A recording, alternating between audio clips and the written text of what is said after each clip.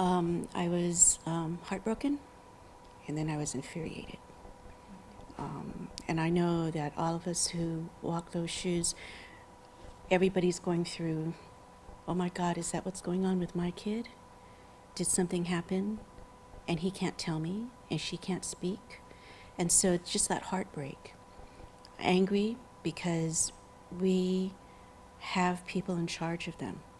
And safety for all kids, to include ours, is a responsibility. And clearly what you saw in the two clips was a person who spent most of his time, if not all of, most of his time on his phone. And so, it's why was the student expected to keep sitting? What was the purpose? And even though it was 40 seconds or 30 seconds, adolescents, adults, young kids, we stand, we sit. I'm not sure what the control issue was. It concerned me that there were other adults in the room, because you can hear them. And was that just a common occurrence so that nobody really thought anything of it? I was concerned of the students who were recording it, because you can hear them. Oh my God, look, he's pushing him down. Oh my God. But yet there was no attempt to go over and say, hey man, don't do that. Or can you stop it? And so that, on a variety of levels, right? The training needs of our aides, the responsibility in the room, it's everyone's responsibility, right? And the kids being able to watch out for each other and saying, don't do that. Or if it was real important for that student to stay seated, to go over and say, hey, I'll sit with you. Those kinds of mechanisms. So just great concerns. And I prayed a lot for the mom and her family, because when you don't know what's going on, it's hard. And then it's, well, what do I do? Or what should I have done? Or is it my fault, or is it his fault? And so, a message that we give over and over again is, first of all, these kids didn't ask to be born. Secondly, they certainly did not ask to be autistic. That's not something people ask for. And so they are born, and they are born with that diversity. So there are many, our country, our society has evolved to a point where we have said that everybody counts and everybody shall be included. Mm-hmm. And so that whole IEP process, the identification process, is a way to ensure that our students, our children, all children, are included and embraced and expected to learn.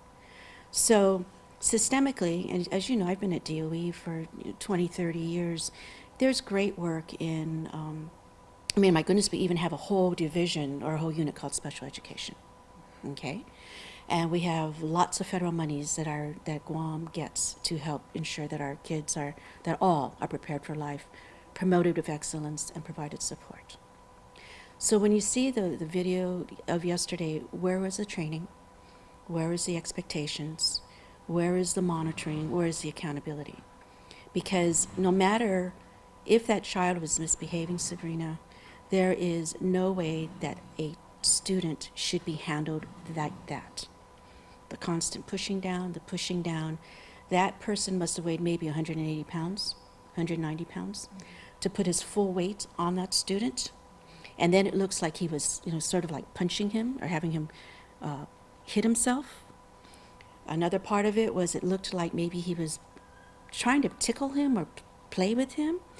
But our students, people of autism, do not like to be touched.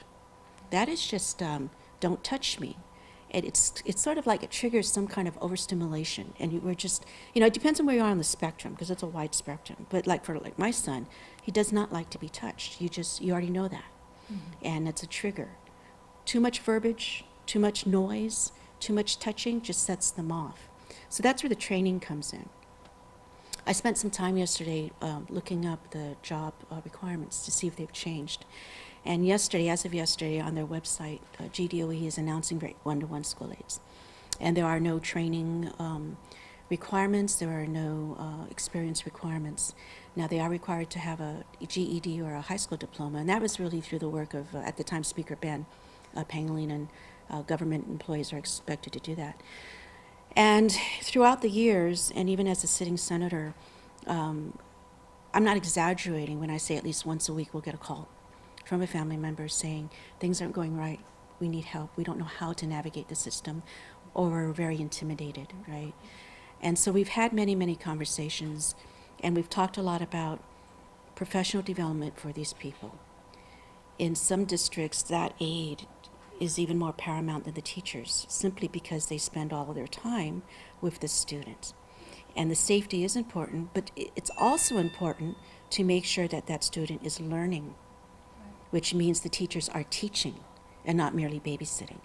And because they don't know exactly how to do it, it's easy to fall into the babysitting mode and just make sure that they're sitting and keeping their hands to themselves. It's wrong, right? So for many years, we've been saying to special ed, I have said to special education, to the administrator, to the superintendent, to the board, you need to do better for all kids. Where is the plan? I saw the interview that Ken did with our superintendent, and about the communication, the stakeholders, and all of that. And I get really offended when I see that, because this problem just didn't happen today. This problem just didn't happen 2 days ago. This problem has been there for years. For years. And then what happens is we grow up. We don't die after DOE. We continue to live. So then it's what happens, Superintendent Fernandez is correct, is that we agree with him in that we don't just want them to be a part of a system and babysat, we want them to be prepared for after high school. And so that whole transition system lacks, and I've been very, very vocal about that. And maybe that's why I lose. I don't know. But it's like we need to do better for the 10% of our population who have identified special needs. We need to do better. These people are good workers. They don't want to spend the rest of their life in their living rooms, and they shouldn't.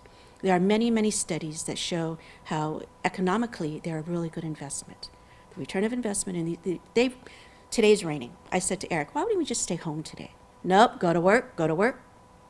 He's at work. And so it's like, put on your raincoat, Eric, if it rains too hard. I'm okay, go to work. And he's working. They want to work, but it's a lot of work to transition from DOE into the world of work. So going back to the point of DOE being held accountable, what are you doing to ensure that all teachers are preparing all kids? You, University of Guam, how are you ensuring that all teachers know how to work with all kids and their families? Because we have to be there, we are there with our students, because they cannot articulate. Not all of us are blessed with that gift of speech. Now, they will represent what's happened in other ways. For example, when Eric has a really bad day and something happened, late at night he'll spiral. He'll break something, he'll attack me, and that's his way of telling me it was not a good day, right? And there's other mechanisms. We've asked teachers to write notes. Today you've got email, and I know teachers email or text when things are not going very well. But systemically, we've been asking for this, and I hate to say it, but what really helped us with Eric's case when we were transitioning out was we actually brought our lawyer to the table, because the time was ticking. When you turn 22, you no longer are required to get supports and services from the government. So the idea is that by the time you are 22, you should be either in post-secondary or you should be in work. And our time was ticking, and it wasn't happening. And as much as throughout, starting at the age of 2, we were at GCC, Early Childhood Center, which was the best thing at the time. And then we went to LBJ, to Mooning, Rios Middle, and then John F. Kennedy. The teachers and the staff all tried. They tried really hard, and overall they did well. But it was a real struggle to always make sure, to ensure Rick was included, to make sure they knew how to accommodate, to make sure they knew how to adapt. There's adaptation, like give him a little more time, or not so loud, or, have his classmates show him. And it was all of that, It's very doable. Eric is now, God bless his government, because he's a forestry aide. And we don't work full day because it's too much, but we work from 8:30 to 1:30. And we're working really hard at Department of Agriculture, Matt Zabon, and his staff, Joe Mofnis, the forestry chief, have really they've made huge investment in welcoming Eric as one of their colleagues. It's not easy. It's not easy, but he's there, So for me it was for me, it was ironic in reading and in hearing the stories about WASC being so proud about the DOE system and their accreditation. And I congratulate, that's wonderful. I'm a believer in accreditation and in self-studies and in reflection. How are we doing? How do we need to do better? And I would ask that throughout all of that, they ensure that curriculum and programming for all kids be a highlight. How are you ensuring what professional development, what coaching, what mentoring is occurring so that we can do better and better? Superintendent is saying that the part-time status is a problem. Well, then how are we going to fix that? What are we going to do? And then their job requirements. Perhaps you should require some kind of knowledge base and training. You cannot take, it's really unfair to take a person with a high school diploma and then assign them to somebody with autism or OCD and say, have a great day. Sounds like you're babysitting. Yeah. Yeah. It's unfair. It's unfair to do that. I mean, something as simple as there's a fire, you have regular fire, what do you call those, fire alarms? No, what do you call those when you, the alarm goes off and you do the practice drill. Earthquake drills? Earthquake drills and fire drills, right. And those are unannounced because that's, real. So when that happens with many of our students of autism, the shrill sound, the craziness of it all, it just totally whacks them. It throws them off. But yet, they need to go through that. So what you need to do then is you have your teachers, you have the families explain that sometimes it's very loud and you're okay. And you just got to follow what everyone does and you got to listen. Once you prepare them, then it's okay. But for a school aide to be assigned to a student and not know that kind of stuff is unfair to the aide. So that professional development really needs to happen. And again, when I'm hearing that now the stakeholders are being communicated with and special ed really needs help and, where have we been the last 4 years? I have been saying this is so important, right? I think our early childhood and our elementary schools do a good job, right? But once we hit secondary, where it's harder, where we shift, we go to different classrooms, where there's more kids because our secondary schools have more than they do in elementary, it becomes harder. And so those kinds of assessments need to happen and the systemic checks need to go in place. And again, you have a whole unit called special education. What are we doing? How are we helping?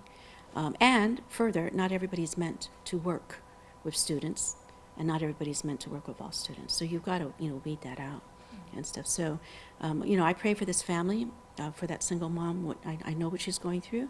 I hope that Chris Anderson, who's current acting superintendent, I know Chris. I'm a believer in Chris, and I know he understands it's about the student and his soul. I know that he remembers that it's about them as human beings in middle of all the rules and regulations and processes. These kids have a soul, and we have to remember that they're about people. And if that kid was meant to sit on that bench for 5 minutes or whatever it was, it has to be a good reason for that. If he was in there because it was a school activity, which it sounded like, then why was he not engaging in the school activity? If he should be there for only 10 minutes, because that's what he can handle, then he should only be there for 10 minutes. When we were at Rios Middle, Karina Paulina was our principal at the time, and it was really hard for Eric to be in the auditorium where all the students were, because it was just too loud. So our compromise was he would be at the school function for 10 minutes, just so that he can see it, smell it, sense it, and then we would lengthen the amount of time. And so those are the kinds of conversations that need to be had so that it can work. It can succeed, but it takes a lot of work. What are we doing? What do we want to do? How are we going to get there, right? And then to remember that these kids are kids, right? And so I know that everyone's now thinking, oh my God. I was talking to Evelyn Claris last night. She goes, oh my God, Nick, her son is still in the system. Mm-hmm. What's happening to him that he cannot articulate, right? So everyone's thinking that. I mean, all parents do. Mm-hmm. We pray that our kids are safe, happy, and healthy throughout the day. Mm-hmm. So you mentioned something earlier about parents may feel intimidated. Mm-hmm. What did you mean by that? It's, when you start the IEP process, when we know this was okay, first of all, we go, something's wrong here. Most of us go through denial. Oh, it's just time. He'll just grow out of it. But eventually, you can't deny it. Something's wrong. Like when Eric all of a sudden stopped everything. He became a ghost of a child we knew. Before that, he was bouncing off walls. He was laughing. He was starting to speak. He was just the most wonderful, rambunctious child. He was 2. It was great. And all the pictures show that. He was smiling. He was happy. He was just naughty. He was great. Then he changed. He actually lost weight. He withdrew. He wouldn't look me in the eye anymore. No talking. Absolutely no talking. And he was very quiet. So no more denying. So we reached out, Kirk Bellis, Bob Leon Guerrero, all our doctors, early intervention, they all peds. He's on the spectrum. He's OCD. Broke my heart. Just broke my heart. Special ed services started, the IEPs, individual education planning meetings. The intimidation happens when you're sitting there. I'm sitting there. Eric's dad is sitting there. And you have, I kid you not, 10, 12 other adults around the table. And you're just listening to everybody tell you what's wrong with your kid. Because there is something wrong. And everybody talks about how he can't do this, how he's rated a 0 on this, how he's a 10 on this, right? So it becomes, you really get swallowed up by all of it. And it becomes hard. And then as the years go on, you can tell that people really don't want to be there. In fact, teachers sometimes don't show up. Sometimes the administrators don't show up. And we've started saying to families, if your administrator's not at the table, or the teachers who should be, you just tell them, we'll reschedule this. Stand up. Teaching families how to navigate this process is really important. Because it's really easy to go through all this paperwork and to sign off and say, okay, I know of a family whose student, nonverbal, still wearing a bib. Oh, he's 18, so he's graduating. There's no way the student was ready. There was no way. But the school said, oh, well, he's 18, he's out. That was so wrong. And there's, so we teach our families that when you're nearing 18, legal age, and it's real clear that your child is incompetent. See, these words are really hard for us to say. You need to go to court, and you need to get guardianship of your student. Because once they turn 18 and they're adult, you lose rights over your child. You're still responsible, but you're no longer able to say to a school system, my son, my daughter will still stay in school until 22, because legally that's what we can do, right? So we advise them, you need to get a lawyer, you need to go to Guam Legal Services and start that whole paperwork process. We went to court, and at 17, Eric was, incompetent. So those are the kinds of things that, not everybody knows. And so we try to get that word out. You got to prepare for that, right? But it's intimidating because it's just so much paperwork. It's just so, and if the teachers don't know how to do it, how do you say to a teacher, can you figure it out, when they're just like, well, we're not sure. I think the DOE system is getting better. There's 160 students right now identified autistic. Just like across the nation, that the identification just is skyrocketing. We don't really know why, but it really is. It's, I think, 1 out of 6 now.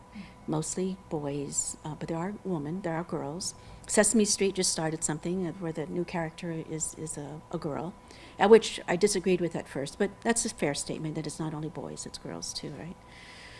And then it becomes intimidating, back to your question, because again, once you enter secondary, most certainly the teachers there are not trained, and they really don't want to put up with our kids. And every once in a while you'll find one, like Karen Howe, who has since passed. When she saw what we were going through, she came up to me and she was like, I will take Eric. And I said, Karen, thank you, but you teach seniors. And he was a freshman, and she goes, it doesn't matter. Sabrina, she took Eric in, she taught a ceramics class, not one meltdown that whole year. All of her kids were football players. They so embraced him. He did everything they did. She had ornaments hung up in Washington, D.C. Eric's was a part of it. She knew how. It was an attitude, it was an openness, it was, we can do this. Mm-hmm. She always communicating with me, and so it can work, but it takes work, right? So that's where it's intimidating. You just don't know, and it's very tiring. You just don't know. And on the bad days, we've had letters written to me saying that the aides are sexually abusing Eric, that, they're doing things to his penis, and that they're, all of that. And it's very hard because you don't, so we've gone to, we've police, CPS, I mean, we've been through this whole gamut, right? And that particular person who wrote it was removed from the system. He was an aide himself. But those are the kinds of things we go through, and you just don't know. It's typical kid, it's just as terrifying, but with our kids, you don't know. Because when you ask, like I'll ask Eric, Eric's response is, if I say, Eric, is someone hurting you? His response is, Eric, is someone hurting you? It's a repeat, right? Cognitively, we have our blessings, but we cannot engage in that. I just have to, I'm always on the watch for unusual behaviors that require us to dig deeper into, what is causing it, right? It's interesting you say you don't know. So if you don't know, but the parent doesn't know, how does DOE know when they're doing an investigation? Well, yeah, and so that's where the professional development comes into play. That's how they should be connecting with the psychologists, the psychiatrists.